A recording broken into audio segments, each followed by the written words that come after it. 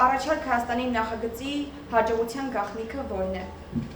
Հարգելի երիտասարդություն, ուսանողություն, ես հիացած եմ տեսնելով ինչքան գրագետ բանիմաց խելացի երիտասարդություն ունենք, եթե կա խելացի բանիմաց երիտասարդություն, ուրեմն կա ապագա։ Այս անգամ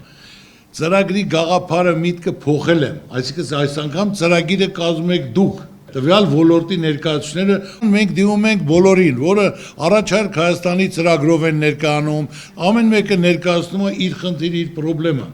Ինչն է խնդիր, ինչն է խնդրեմ, ինչը լուծվելու դեպքում արդեն ավելի լավ կլինի։ Մարդը կզգա, որ իր մասին մտածող կա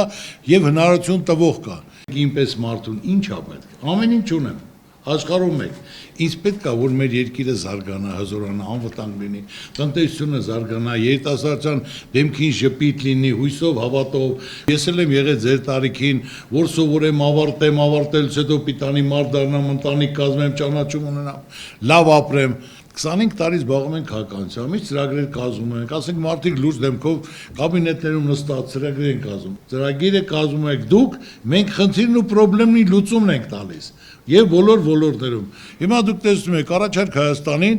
ամեն օր հրավիրում են տարբեր ոլորտի մարդկանց։ Շրջաններում, արձերում շրջում են, ես ասեմ, որ չասեք, թե դուք ինչ եք առաջարկում, այլ դուք հարցեք ինչն է ձեր խնդիրը, ինչն է ձեր խնդրեմը, որ այդ խնդրեմը լուծենք, մարդը զգա դա վերաբերում է իրեն, ոչ թե ճարտար գեղեցիկ գրեն, այլ իրականությունը լուծումը։ Լուծումն էլ պետք է տանք այնպես, ինչ որ մեր երկիրը ունի, ոնց որ ընտանիքը, այնպես էլ պետությունը։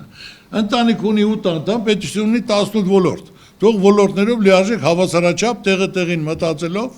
իրականացնելով, որ մարդիկ կարողանան մնալ երկրում, որ մարդիկ մտածեն իրենց մասին մտածող կա։